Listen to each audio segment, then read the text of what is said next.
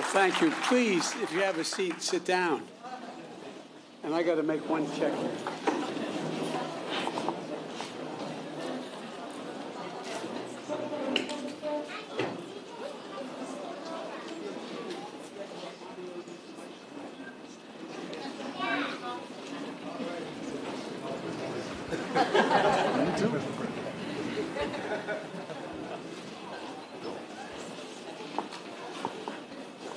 I just had to make sure the two girls got ice cream when this is over. Imagine how excited you'd be when you're 4, 5, almost 5 years old, coming to hear a president speak. My Lord. In my faith, we call that purgatory. Lauren, thank you for that gracious introduction. And in case you were wondering, in Delaware, we're a small state.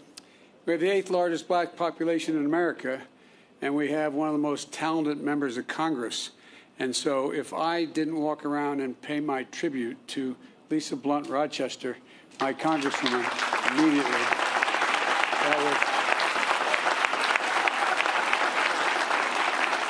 how are you, Rev? Good to see you. We've got a distinguished group of people here, and I want to thank Lauren for sharing the powerful story and for helping the country understand what's happening here. And to all the descendants here today, and to the community and civil rights leaders and members of the Congressional Black Caucus that are here, thank you for making sure we all remember and we never forget. You know, there's a verse in 1 Corinthians that says, "For now we see in a mirror dimly, but then face to face, now I know in part, then I shall know fully." It is, I just toured the Hall of Survivors here in Greenwood Cultural Center. And I want to thank the incredible staff for hosting us here. And I mean that sincerely. Thank you. And if I didn't say what my father would insist on, please excuse my back. I apologize. But in the tour, I met Mother Randall, who's only 56 years old. God love her. And Mother Fletcher, who's 67 years old. And her brother, Van Ellis, who's 100 years old. And he looks like he's 60. Thank you for spending so much time with me. I really mean it. It was a great honor, a genuine honor. You are the 3 known remaining survivors of a story seen in the mirror dimly. But no longer. Now your story will be known in full view. The events we speak of today took place 100 years ago, and yet I'm the first president in 100 years ever to come to Tulsa. And I say that not as a compliment about me, but to think about it. 100 years and the first president to be here during that entire time. And in this place, in this ground, to acknowledge the truth of what took place here. For much too long, the history of what took place here was told in silence, cloaked in darkness. But just because history is silent, it doesn't mean that it did not take place. And while darkness can hide much, it erases nothing. It erases nothing. Some injustices are so heinous, so horrific, so grievous, they can't be buried, no matter how hard people try. And so it is here.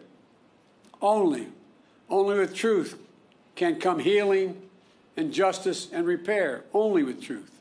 Facing it. But that isn't enough. First, we have to see, hear, and give respect to Mother Randall, Mother Fletcher, and Mr. Van Ellis.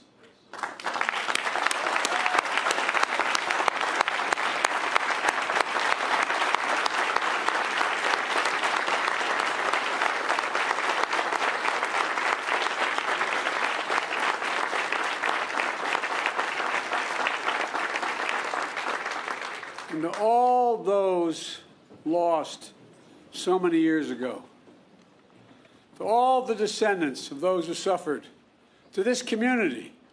That's why we're here, to shine a light, to make sure America knows the story in full. May 1921, formerly enslaved black people and their descendants are here in Tulsa, a boomtown of oil and opportunity and a new frontier. On the north side, across the rail tracks that divided the city already segregated by law, they built something of their own, worthy of their talent and their ambition. Greenwood, a community, a way of life. Black doctors and lawyers, pastors, teachers, running hospitals, law practices, libraries, churches, schools. Black veterans, like the man I had the privilege of giving a command coin to, who fought, volunteered and fought and came home and still face such prejudice.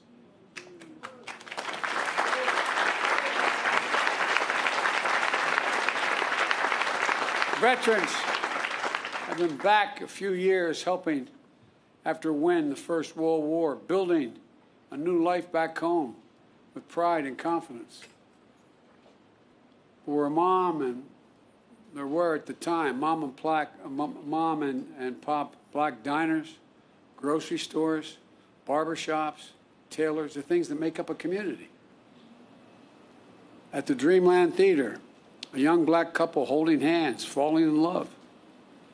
Friends gathered at music clubs and pool halls, at the Monroe family roller skating rink. Visitors staying in hotels like the Stratford. All around, black pride shared by the professional class and the working class, who lived together side by side for blocks on end. Mother Randall was just 6 years old. 6 years old, living with her grandma. She said she was lucky to have a home and toys and fortunate to live without fear. Mother Fletcher was 7 years old, second of 7 children, the youngest being Mr. Van Ellis, was just a few months old. The children, former sharecroppers, when they went to bed at night in Greenwood, Mother Fletcher says they fell asleep rich in terms of the wealth, not real wealth, but a different wealth, a wealth in culture and community and heritage. But one night changed everything. Everything changed. While Greenwood was a community to itself, it was not separated from the outside. It wasn't everyone, but there was enough hate, resentment, and vengeance in the community. Enough people who believed that America does not belong to everyone and not everyone is created equal. Native Americans, Asian Americans, Hispanic Americans, Black Americans, a belief enforced by law, by badge, by hood, and by noose that speaks to that lit the fuse. It lit it by the spark that it provided. A fuse of fury was an innocent interaction that turned into a terrible, terrible headline allegation of a black male teenager attacking a white female teenager. A white mob of 1,000 gathered around the courthouse where the black teenager is being held, ready to do what still occurred, lynch that young man that night. But 75 black men, including black veterans, arrived to stand guard. Words were exchanged, then a scuffle, then a shots fired. Hell was unleashed. Literal hell was unleashed. Through the night and into the morning, the mob terrorized Greenwood, torches and guns, shooting at will. A mob tied a black man by the waist to the back of their truck with his head banging along the pavement as they drove off. A murdered black family draped over the fence of their home outside. An elderly couple knelt by their bed praying to God with their heart and their soul when they were shot in the back of their heads. Private planes dropping explosives. The first and only domestic aerial assault of its kind on an American city here in Tulsa. 8 of Greenwood's nearly 24 churches burned like Mount Zion across the street at Vernon AME. Mother Randall said it was like a war. Mother Fletcher says all these years later, she still sees black bodies around. The Greenwood newspaper publisher, A.J. Smitherman, penned a poem of what he heard and felt that night. And here's the poem. He said, "Kill them, burn them, set the pace, teach them how to keep their place. Reign of murder, theft, and plunder was the order of the night." That's what he remembers in the poem that he wrote. 100 years ago, at this hour, on this first day of June, smoke darkened the Tulsa sky, rising from 35 blocks of Greenwood that were left in ash and ember, raised in rubble. Less than 24 hours, 1,100 black homes and businesses were lost. Insurance companies, they had insurance, many of them, rejected claims of damage. 10,000 people were left destitute and homeless, placed in internment camps. As I was told today, they were told, "Don't you mention you were ever in a camp, or we'll come and get you." That's what survivors told me. Yet no arrests of the mob were made. None. No proper accounting of the dead. The death toll records by local officials said there were 36 people. That's all. 36 people. Based on studies, records, and accounts, the likely number is much more in the multiple of hundreds. Untold bodies dumped into mass graves. Families who at a time waited for hours and days to know the fate of their loved ones are now descendants who have gone 100 years without closure. But you know, as we speak, the process of exhuming the unmarked graves has started. And at this moment, I'd like to pause for a moment of silence for the fathers, the mothers, the sisters, sons and daughters, friends of God and Greenwood. They deserve the dignity and they deserve our respect. May their souls rest in peace.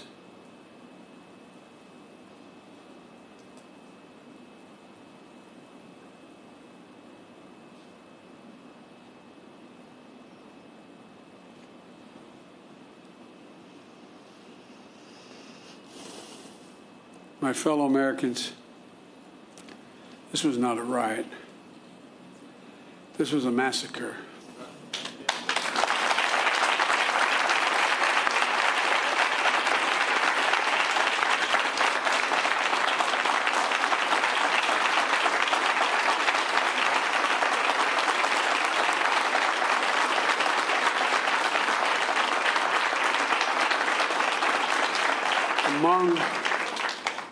Among the worst in our history, but not the only one.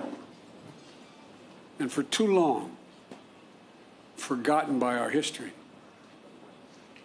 As soon as it happened, there was a clear effort to erase it from our memory, our collective memories, from the news and everyday conversations. For a long time, schools in Tulsa didn't even teach it, let alone schools elsewhere. And most people didn't realize that a century ago, the second Ku Klux Klan had been founded. The second Ku Klux Klan had been founded. A friend of mine, John Meacham, I'd written when I said I was running to restore the soul of America. He wrote a book called The Soul of America, not because of what I said, And there's a picture about page 160 in the book showing over 30,000 Ku Klux Klan members in full regalia, Reverend, pointed hats, the robes, marching down Pennsylvania Avenue in Washington, D.C., Jesse. You know all about this. Washington, D.C. If my memory is correct, there were 37 members of the House of Representatives who were open members of the Klan. There were 5, if I'm not mistaken, could have been 7, I think it was 5, members of the United States Senate, open members of the Klan. Multiple governors were open members of the Klan. Most people didn't realize that a century ago the Klan was founded just 6 years before the horrific destruction here in Tulsa. And one of the reasons why it was founded was because of guys like me who are Catholic. It wasn't about African Americans then. It was about making sure that all those Polish and Irish and Italian and Eastern European Catholics who came to the United States after World War I would not pollute Christianity. The flames from those burning crosses torched every region of the country. Millions of white Americans belonged to the Klan, and they weren't even embarrassed by it. They were proud of it. And that hate became embedded systematically and systemically in our laws and our culture. We do ourselves no favors by pretending none of this ever happened, or it doesn't impact us today, because it does still impact us today.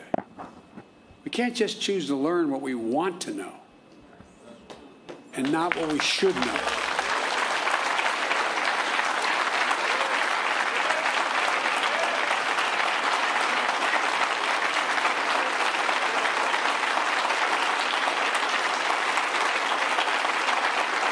We should know the good, the bad, everything. That's what great nations do. They come to terms with their dark sides. And we're a great nation. The only way to build a common ground is to truly repair and to rebuild. I come here to help fill the silence, because in silence, wounds deepen. And only, as painful as it is, only in remembrance do wounds heal. We just have to choose to remember. We memorialize what happened here in Tulsa, so it can't be erased. We know here, in this hallowed place, we simply can't bury pain and trauma forever. And at some point, there'll be a reckoning, an inflection point, like we're facing right now as a nation. What many people hadn't seen before, or simply refused to see, cannot be ignored any longer. You see it in so many places. And there's greater recognition that for too long, we've allowed a narrowed, cramped view of the promise of this nation to fester. The view that America is a zero-sum game, where there's only one winner. If you succeed, I fail. If you get ahead, I fall behind. If you get a job, I lose mine. And maybe worst of all, if I hold you down, I lift myself up. Instead of, if you do well, we all do well. We see that in Greenwood. This story isn't about the loss of life, but a loss of living, of wealth and prosperity and possibilities that still reverberates today. Mother Fletcher talks about how she was the only able to attend school in the 4th grade and eventually found work in the shipyards as a domestic worker. Mr. Van Ellis has shared how even after enlisting and serving in World War II, he still came home to struggle with a segregated America. Imagine all those hotels and dinners and mom and pop shops that could have been passed down this past 100 years. Imagine what could have been done for black families in Greenwood. Financial security and generational wealth. If you come from backlines like my family, working class, middle class families, the only way we ever were able to generate any wealth was in equity in our homes. Imagine what they contributed then and what they could have contributed all these years. Imagine a thriving Greenwood in North Tulsa for the last 100 years, what that would have meant for all of Tulsa, including the white community.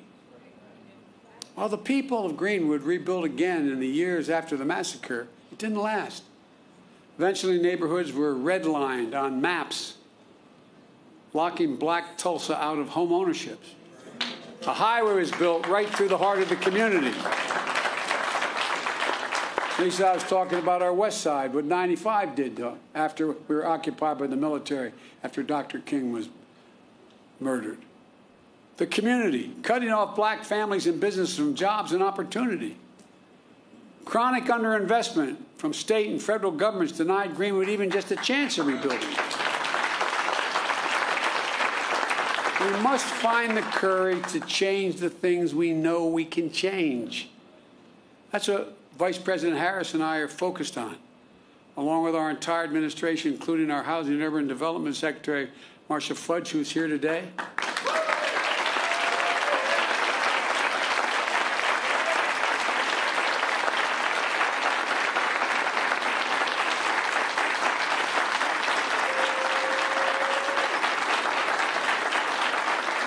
Because today we're announcing 2 expanded efforts targeted toward black wealth creation that will also help the entire community. The first is my administration has launched an aggressive effort to combat racial discrimination in housing. That includes everything from redlining to the cruel fact that a home owned by a black family is too often appraised at a lower value than a similar home owned by a white family.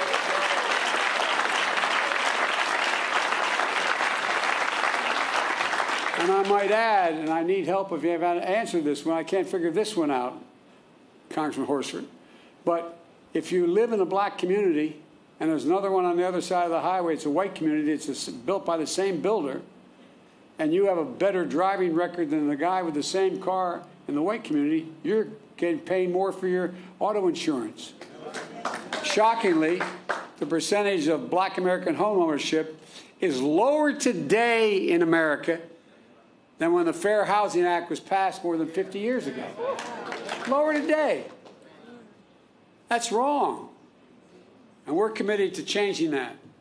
Just imagine if instead of denying millions of Americans the ability to own their own home and build generational wealth, we made it possible for them to buy a home and build equity into that home and provide for their families.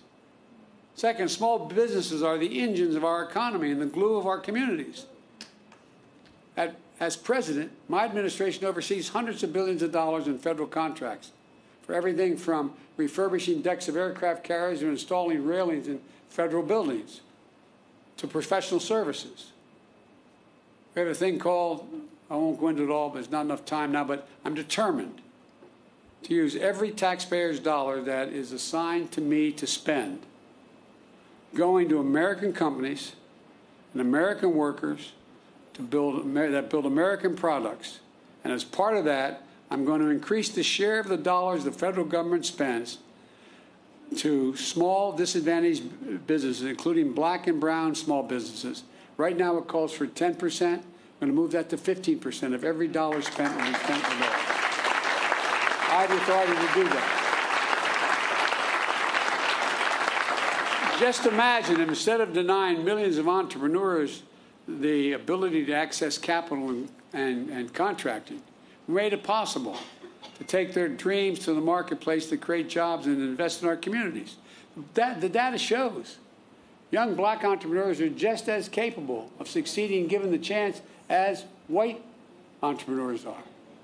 But they don't have lawyers, they don't have accountants, but they have great ideas. Does anyone doubt this whole nation would be better off from the investments those people make, and I promise you, that's why I set up this National Small Business Administration that's much broader, because they're going to get those loans. Instead of consigning millions of American children to under-resourced schools, let's get each and every child 3 and 4 years old access to school, not daycare, school.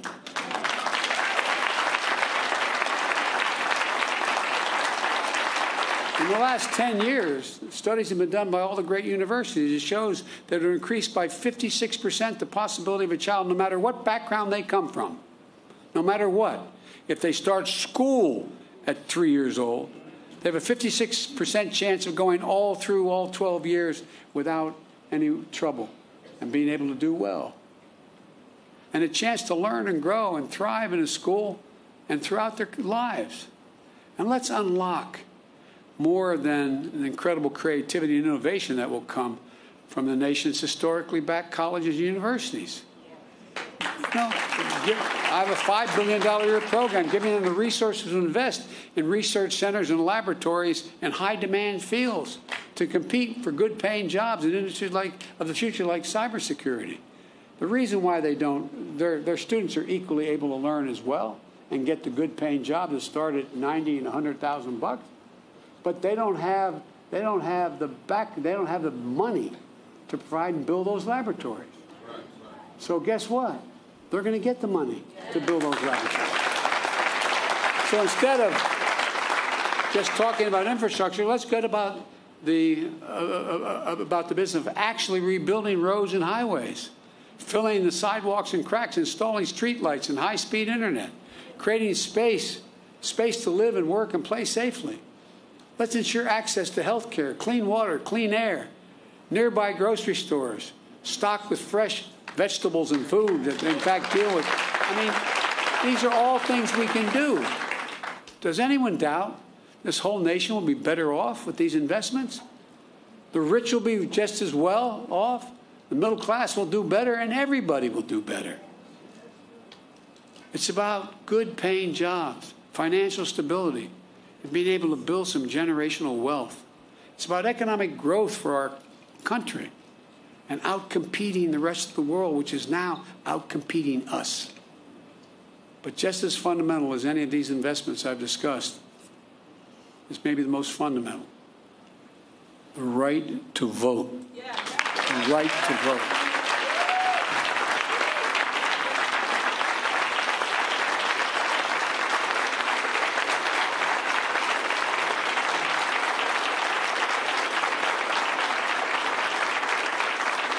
A lot of the members of the Black Caucus knew John Lewis better than I did, but I knew him.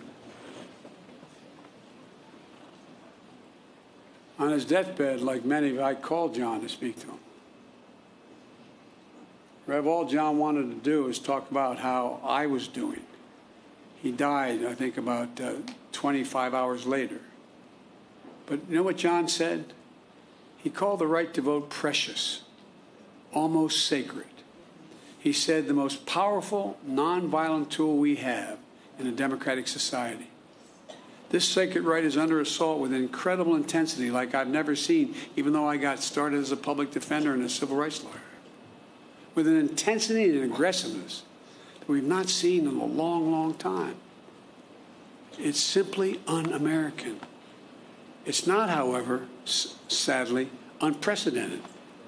The creed, "We shall overcome," is a long-time mainstay of the civil rights movement, as Jesse Jackson can tell you better than anybody. The obstacle to progress that have to be overcome are a constant challenge. We saw it in the 60s, but with the current assault is not just an echo of a distant history. In 2020, we faced a tireless assault on the right to vote. Restrictive laws, lawsuits, threats of intimidation, voter purges, and more. We resolved to overcome it all, and we did. More Americans voted in the last election in the midst of a pandemic, than any election in American history. You got voters registered. You got voters to the polls. The rule of law held. Democracy prevailed. We overcame. But today, let me be unequivocal.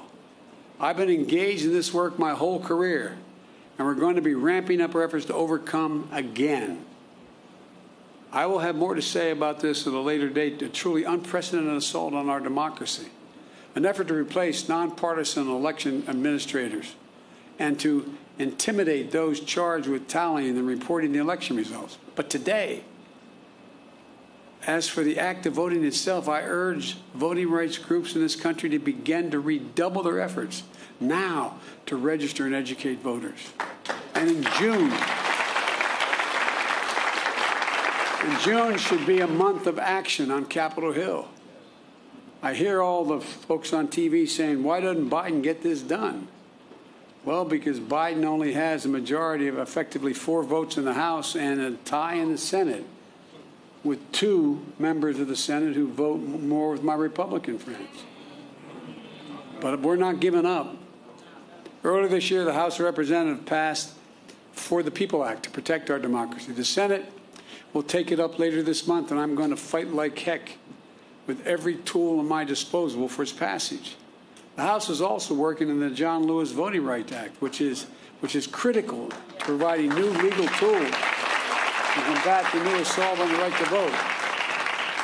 To signify the importance of our efforts, today I'm asking Vice President Harris to help these efforts and lead them among her many other responsibilities. With her leadership and your support, we're going to overcome again, I promise you, but it's going to take a hell of a lot of work. And finally, we must address what remains the stain on the soul of America. What happened in Greenwood was an act of hate and domestic terrorism with a through line that exists today still. Just close your eyes and remember what you saw in Charlottesville 4 years ago on television. Neo-Nazis, white supremacists, the KKK coming out of those fields at night, Virginia, with lighted torches, the veins bulging on as they were screaming. Remember, just close your eyes and picture what it was. Well, Mother Fletcher said when she saw the insurrection at the Capitol on January the 9th, it broke her heart. A mob of violent white extremists, thugs, reminded her of what happened here in Greenwood 100 years ago. Look around at the various hate crimes against Asian Americans and Jewish Americans. Hate that never goes away. Hate only hides. Jesse, I think I mentioned this to you. I thought after you guys pushed through with Dr. King, the Voting Rights Act and the Civil Rights Act, I thought we were moved. What I didn't realize, I thought we had made enormous progress, and I was so proud to be a little part of it. But you know what, Rev? I didn't realize hate's never defeated. It only hides. It hides. And given a little bit of oxygen, just a little bit of oxygen by its leaders, it comes out of there from under the rock like it was happening again, as if it never went away. And so, folks, we must not give hate a safe harbor. As I said in my address to the joint session of Congress, according to the intelligence community, terrorism from white supremacy is the most lethal threat to the homeland today. Not ISIS, not Al-Qaeda, white supremacists. That's not me. That's the intelligence community under both Trump and under my administration. 2 weeks ago, I signed into law the COVID-19 Hate Crimes Act, which the House had passed, and the Senate. My administration will soon lay out our broader strategy to counter domestic terrorism and the violence driven by the most heinous hate crimes and other forms of bigotry. But I'm going to close where I started. To Mother Randall, Mother Fletcher, Mr. Van Ellis, to the descendants, and to all survivors, thank you. Thank you for giving me the honor of being able to spend some time with you earlier today. Thank you for your courage. Thank you for your commitment. And thank your children and your grandchildren and your uncle and your nieces and your nephews. To see and learn from you is a gift, a genuine gift. Dr. John Hope Franklin, one of America's greatest historians, Tulsa's proud son, whose father was a Greenwood survivor, said, and I quote, "Whatever you do, it must be done in the spirit of goodwill and mutual respect and even love. How else can we overcome the past and be worthy of our forebears and face the future with confidence and with hope?" On this sacred and solemn day, may we find that distinctly Greenwood spirit that defines the American spirit, a spirit that gives me so much confidence and hope for the future, that helps us see face to face, a spirit that helps us know fully who we are and who we can be as a people and as a nation. I've never been more optimistic about the future than I am today. I mean that. The reason is because of this new generation of young people. They're the best educated. They're the least prejudiced. They're the most open generation in American history. And although I have no scientific basis for what I'm about to say, but those of you who are over 50, how often did you ever see advertisements on television with black and white couples? Not a joke. I challenge you, find today, when you turn on the stations, sit on one station for 2 hours, and I don't know how many commercials you'll see, lay 8 to 5. 2 to 3 out of 5 have mixed-race couples in them. That's not by accident. They're selling soap, man. Not a joke. Remember old Pat Goodell used to say, you want to know what's happening in American culture? Watch advertising. Because they want to sell what they have. We have hope in folks like you, honey. I really mean it. We have hope, but we've got to give them support. We have got to give them the backbone to do what we know has to be done. Because I doubt whether any of you would be here if you didn't care deeply about this. You're sure the devil didn't come to hear me speak. But I really mean it. I really mean it. Let's not give up, man. Let's not give up. As the old saying goes, hope springs eternal. I know we've talked a lot about famous people, but my colleagues in the Senate used to always kid me because I was always quoting Irish poets. They think I did it because I'm Irish. They think I did it because, as we Irish, we have a little chip on our shoulder, a little bit sometimes. That's not why I did it. I did it because they're the best poets in the world. You can smile. It's okay. It's true. There was a famous poet who wrote a poem called The Curate Troy, Seamus Heaney. And there's a stanza in it that I think is the definition of what I think should be our call today for young people. He said, history teaches us not to hope on this side of the grave, but then, once in a lifetime, that longed-for tidal wave of justice rises up, and hope and history rhyme. Let's make it rhyme. Yes, sir. Thank you. Shepard Smith here. Thanks for watching CNBC on YouTube.